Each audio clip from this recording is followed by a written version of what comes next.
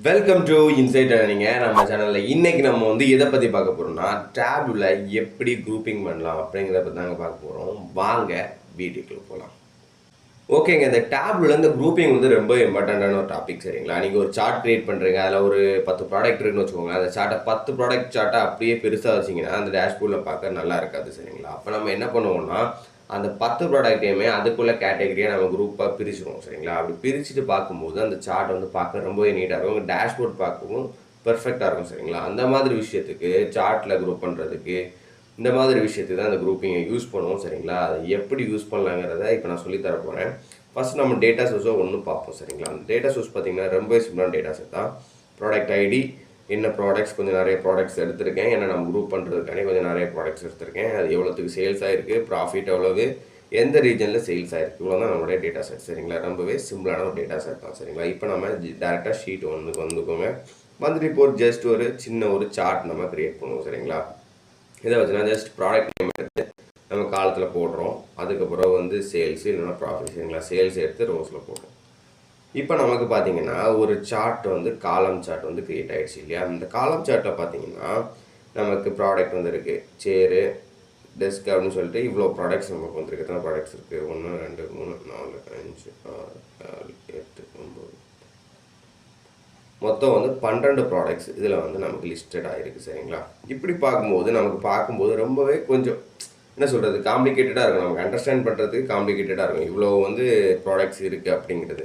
இப்போ நம்ம குரூப் பண்ணும்போது இந்த ப்ராடக்ட்ஸ் எல்லாமே சிம்பிள் ஆயிரும். ஓகேவா, இப்போ அப்போ நம்ம ஒவ்வொரு ப்ராடக்ட்ஸையுமே கேட்டகிரியாக நம்ம என்ன பண்ணிக்கணும்னா பிரிக்கணும். சரிங்களா, இப்போ வந்து எதெல்லாம் பிரிக்கலாம்னா இப்போ சேர் இருக்குங்க, சேரு, ஓகே, சேரை செலக்ட் பண்ணிக்கலாம். வேறு டெஸ்க்கு, ஓகே, சேரு டெஸ்க்கு, வேறு ஓகேங்க, சேர் அண்ட் டெஸ்க்கே நம்ம வந்து ஒரு குரூப்பாக போட்டுக்கலாம், ஏன்னா ஃபர்னிச்சருங்கிற ஒரு குரூப்பாக ஆட் பண்ணிக்கலாம். இது ரெண்டுத்தையுமே செலக்ட் பண்ணிட்டு ஜஸ்ட் ரைட் கிளிக் பண்ணிங்கன்னா இந்த மாதிரி ஒரு டேப் ஓப்பன் ஆகும். இந்த டேப்பில் பார்த்தீங்கன்னா கடைசியில் பார்த்தீங்கன்னா குரூப்னு ஒரு ஆப்ஷன் இருக்கும். சரிங்க, அந்த குரூப்புங்கிற ஆப்ஷனை செலக்ட் பண்ணிக்கோங்க. செலக்ட் பண்ண உடனே ரைட் சைடில் நீங்கள் பார்த்தீங்கன்னா ப்ராடக்ட் நேம் குரூப்புன்னு தனியாக ஒரு ஃபீல்டு க்ரியேட் ஆகிடும். சரிங்களா, அதுக்கப்புறம் அடுத்த ப்ராடக்ட்ஸை நம்ம குரூப் பண்ண வேண்டியது இருக்குது. சரிங்களா, இப்போ அடுத்தது பார்த்தீங்கன்னா கீபோர்டு, லேப்டாப், வேறு மானிட்டர், வேறு மவுஸு, ஓகேங்களா, மவுஸு, பிரிண்டர், இது எல்லாமே ஒரு அதாவது கம்ப்யூட்டருக்கு சம்மந்தமான ஒரு பொருட்கள் இல்லையா. இதெல்லாம் நம்ம வேணால் நம்ம எப்படி போட்டுக்கலாம்னா ஆக்சசரிஸ்னு ஒரு குரூப்பை க்ரியேட் பண்ணிக்கலாம். சரிங்களா, ஓகே, இது ரெண்டத்தையும் ஒரு குரூப்பிங் பண்ணிட்டோம். இப்போ அடுத்தது மிச்சம் இருக்கிறது எல்லாத்தையுமே இன்னொரு குரூப்பில் போட்டுக்கலாம். சரிங்களா, அப்போ இந்த 4 தான் ஒன்று சேர்க்கணும். கிளிக் பண்ணிட்டு ஒன்று, இது ஒன்று, இது ஒன்று, இது ஒன்று, ஓகேவா. இப்போ நம்ம என்ன பண்ண போகிறோம்னா ரைட் கிளிக் பண்ணி குரூப் பண்ணிட்டோம்னா இது எல்லாமே ஒரே குரூப் ஆகிடும். பார்த்தீங்கன்னா நம்ம ஸ்பீக்கரை மிஸ் பண்ணிட்டோம் இல்லையா. அப்போ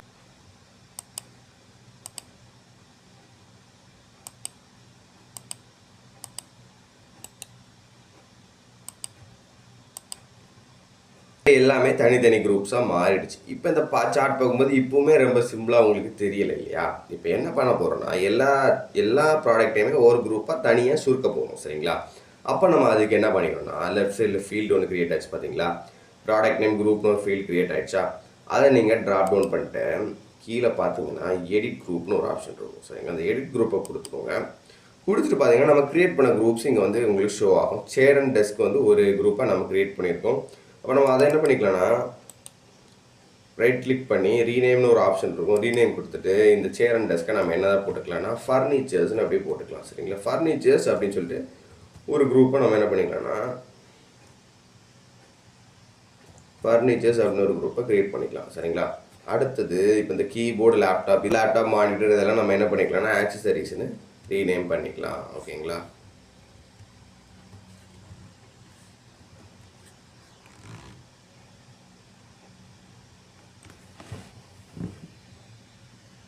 ஆக்சசரிஸ் அப்படின்னு சொல்லிட்டு ரீநேம் பண்ணிக்கிட்டோம்.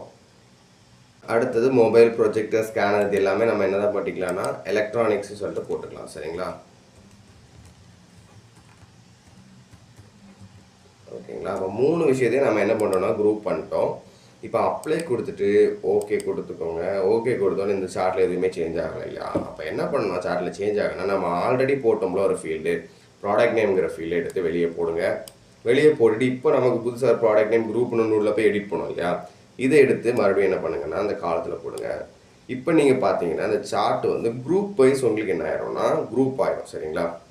இந்த ஆக்சசரிஸ் அந்த ஐட்டம்ஸ்லாம் ஒரு குரூப்பு, எலக்ட்ரானிக்ஸ்லாம் ஒரு குரூப்பு, ஃபர்னிச்சர்ஸ்லாம் ஒரு குரூப். இப்போ நமக்கு பார்க்கறதுக்கு நம்மளோட சார்ட் ரொம்பவே சிம்பிளாக இருக்கு இல்லையா? ஃபர்னிச்சர் மொத்தம் எவ்வளோ இருக்குது? ஃபர்னிச்சரில் நிறைய ஐட்டம்ஸ் இருக்கலாம், சேரு, டெஸ்க்கு அப்படின்னு சொல்லிட்டு நிறைய ஐட்டம்ஸ் இருக்கலாம்.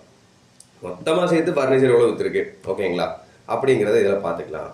வேறு எலக்ட்ரானிக்ஸ், சரிங்களா? எலக்ட்ரானிக்ஸில் என்னென்ன ஐட்டம்ஸ்லாம் வரும் நமக்கு தெரியும். அந்த எலக்ட்ரானிக்ஸ் ஐட்டம் வச்சு அது எவ்வளோ விற்றுருக்கு, அப்போ நமக்கு வந்து ஈஸியாக இருக்கும் பார்க்குறது, அண்டர்ஸ்டாண்டபிளாக இருக்கும். சரிங்களா?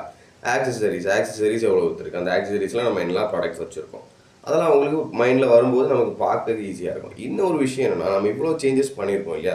இந்த இது எல்லாத்தையுமே குரூப் பண்ணியிருக்கோம். ஆனால் இதனுடைய ஒரிஜினல் டேட்டா செட்டில் இதனால எந்த வித பாதிப்பும் வரப்போகிறது இல்லை. இப்போ நம்ம டேட்டா செட் பார்ப்போம். இந்த டேட்டா செட் பார்த்தீங்கன்னா இதான் நம்மளுடைய ஒரிஜினல் டேட்டா செட். சரிங்களா? இது நம்ம குரூப் பண்ணியிருக்கோங்கிறது வந்திருக்கும். இப்போ வந்து லேப்டாப்பை நம்ம ஆக்சசரிஸில் வச்சுருக்கோம். சரிங்களா? அப்போ இதெல்லாம் வந்து குரூப் பண்ணியிருக்கோங்கிறது வந்திருக்குமே தவிர, பட் அந்த உண்மையாக அந்த எக்ஸல் ஷீட்டில் இந்த குரூப் பண்ணது வந்து ஏதாவது அஃபெக்ட் ஆகுமான்னு கேட்டிங்கன்னா, கட்டாயமாக ஒரிஜினல் டேட்டா செட்டை இது எப்போவுமே அஃபெக்ட் பண்ணாது. நம்ம கிரியேட் பண்ணுற குரூப் எல்லாமே நம்ம டேப்லுக்குள்ளே தான் இருக்கும். சரிங்களா? ஒரிஜினல் டேட்டா செட்டை இது எந்த விதத்துலையும் நமக்கு அஃபெக்ட் பண்ணாது. ஒரிஜினல் டேட்டா செட் நமக்கு பெர்ஃபெக்டாக இருக்குது. இது வந்து எக்ஸ்ட்ரா, ஓகேவா? எக்ஸ்ட்ரா நம்ம குரூப் கிரியேட் பண்ணியிருக்கோம், பட் இது ஒரிஜினல் டேட்டா செட்டில் அட்டாச் ஆகாது. ஓகேங்களா?